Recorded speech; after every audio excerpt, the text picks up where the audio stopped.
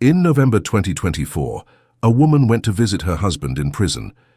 She expected to spend a quiet night together, reading the Bible and talking about their future.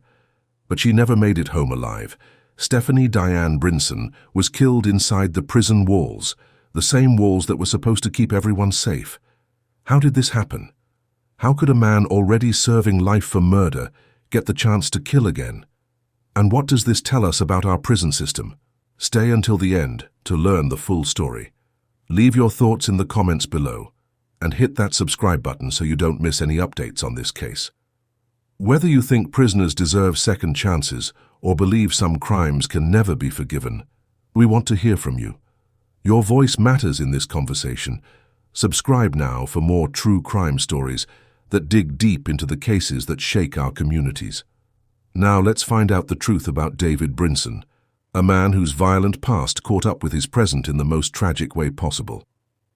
To understand what happened in November 2024, we need to go back to the beginning and learn about David Brinson. David was born in the mid-1960s in Los Angeles. This huge city has rich neighborhoods and poor ones, safe streets and dangerous ones. We don't know much about David's childhood, but we do know his life took a dark turn that would destroy many families. On June 12, 1990, David Brinson did something that shocked even hardened police officers. He broke into an apartment in mid-Wilshire and shot 4 men to death. This wasn't a fight that got out of hand. This was cold-blooded murder. The victims were Robert Marks, age 59, Jean McCullers, age 28, Celedinio Ligtas, age 33, William Terry, age 27. Each man was shot in the back of the head. David killed them to steal their money and belongings. The police said it was one of the most brutal crimes they had ever seen. In 1993, David was found guilty and sentenced to 4 life terms in prison with no chance of parole. But this raises hard questions. What makes someone capable of such violence? Can a person who commits such terrible crimes ever really change? Many experts who study violent criminals say there are usually many factors involved: a difficult childhood, mental health problems, drug use, or growing up around violence. Some people have anger and pain inside them that explodes in terrible ways. The big question is, can someone like David Brinson ever become a different person? Can prison change them, or are they always dangerous? Should someone who murdered 4 people ever get special privileges like private visits with family? And can real love exist when one person has such a violent past? After his conviction in 1993, David Brinson was sent to Mule Creek State Prison in Ione, California.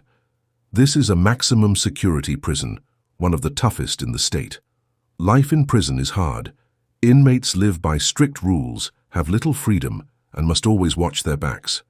Many prisoners struggle with loneliness, anger, and the weight of what they've done. But some inmates try to change their lives. They take classes, join religious groups, and work on becoming better people. David reportedly did some of these things. He studied the Bible and took educational classes. The question is, can decades in prison really change someone who committed such violent crimes? Some experts say long-term prisoners can develop deep regret and find ways to grow as people. Others warn that prison can make people harder and more dangerous. It was during his time in prison that David met Stephanie Dowells. Stephanie was a devoted Christian who believed strongly in forgiveness and second chances. According to her family, she and David would read the Bible together during visits and pray for his transformation. Their relationship began through letters and prison visits, building a connection through phone calls, letters, and brief meetings separated by glass barriers. Stephanie was known for her kindness and hope. She saw something in David that others might not, the possibility that he could change. Prison relationships are complicated.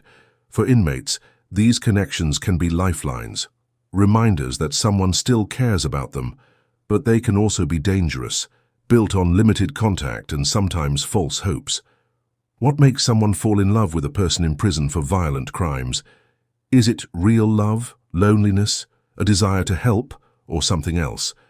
How do these relationships survive the stress of prison life, limited contact, and the shadow of past crimes?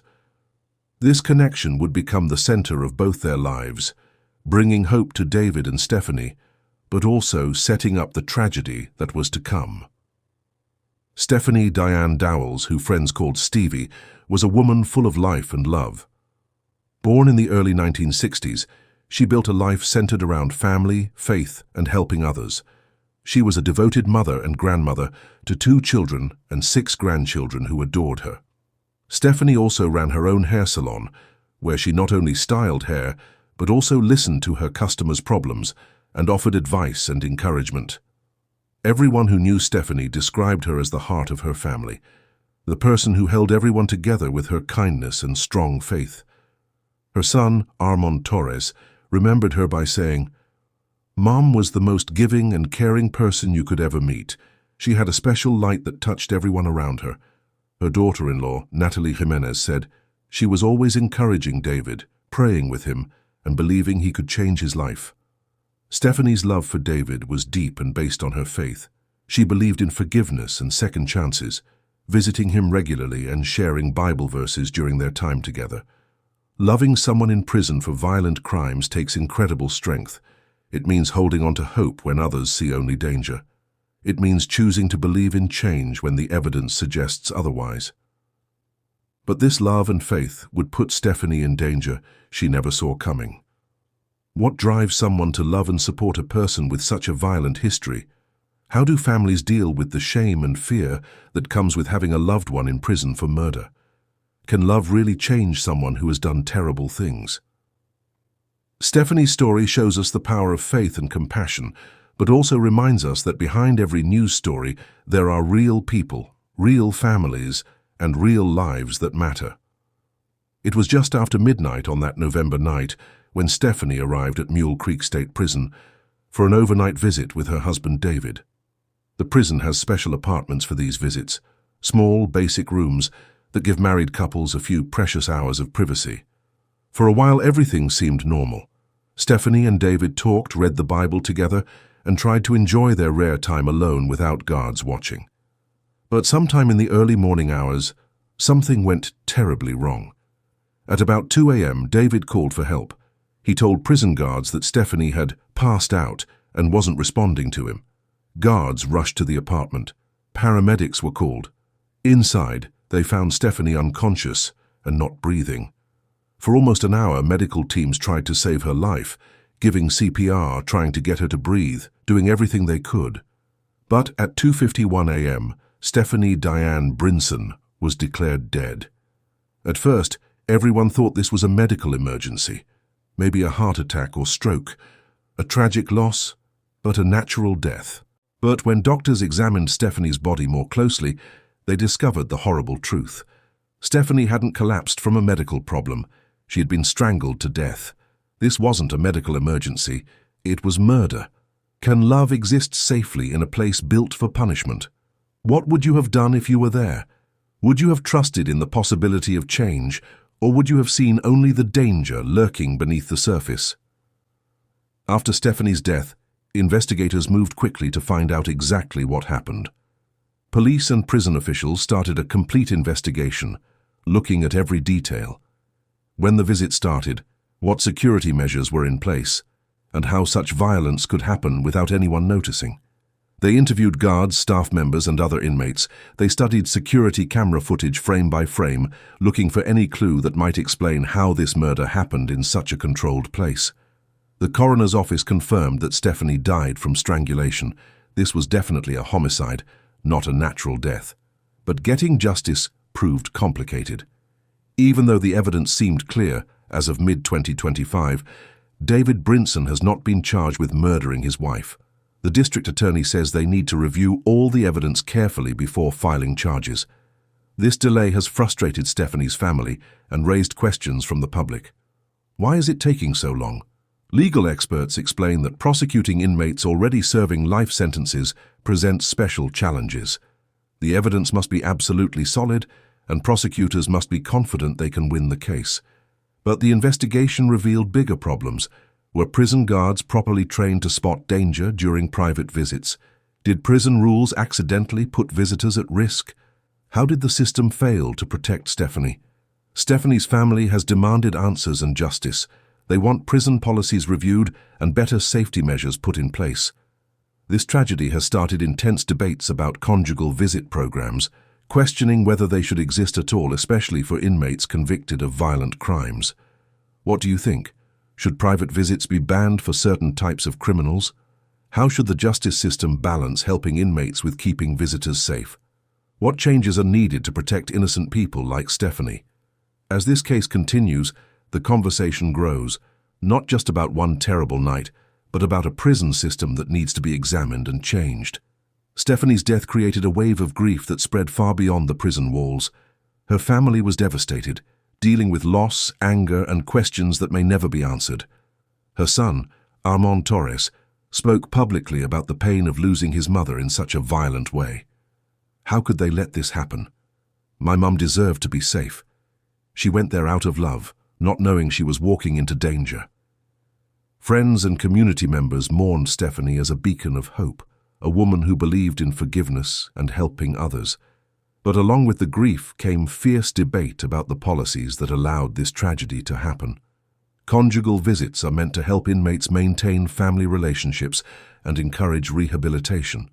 California allows these private visits for most inmates, including those convicted of violent crimes like David Brinson. Critics say this policy puts visitors in danger.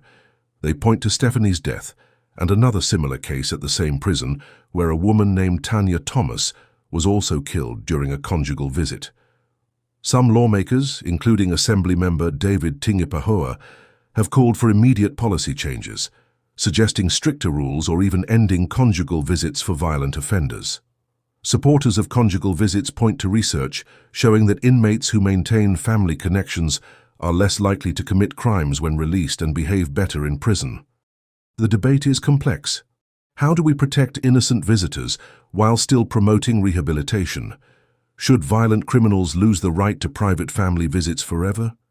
How much risk is acceptable when trying to help inmates change their lives? What safety measures could balance protection with human connection? Stephanie's legacy is not just as a victim, but as a catalyst for this important conversation, challenging us to rethink how justice and compassion can work together. Stephanie Diane Brinson's life was filled with love, faith, and strength. To everyone who knew her, she was a mother, grandmother, businesswoman, and source of hope, a bright light in her community. Her tragic death shocked families, friends, and advocates, creating not only grief, but demands for justice and change. The community came together to support Stephanie's family, holding vigils and raising money to help with funeral costs and to honor her memory. Her story has become a symbol, a powerful reminder of the dangers faced by families of prisoners and the urgent need for prison reform. Stephanie's legacy challenges all of us. It asks us to look beyond news headlines to see the real human lives affected by these tragedies. Her story is a call to action, pushing for safer policies, better protection, and a justice system that truly balances punishment with compassion. As we end this story, think about these questions. How can we honor victims like Stephanie by creating safer spaces for families? What changes would you want to see in prison visitation systems? How do we balance holding people accountable, promoting healing, and maintaining hope in our justice system? Join the conversation. Share your thoughts in the comments below. Subscribe for more in-depth stories and updates. Tell us the city and where you're watching from. Together, let's demand justice and change. Thank you for watching. Your voice can help ensure tragedies like Stephanie's never happen again. We'll see you in the next video.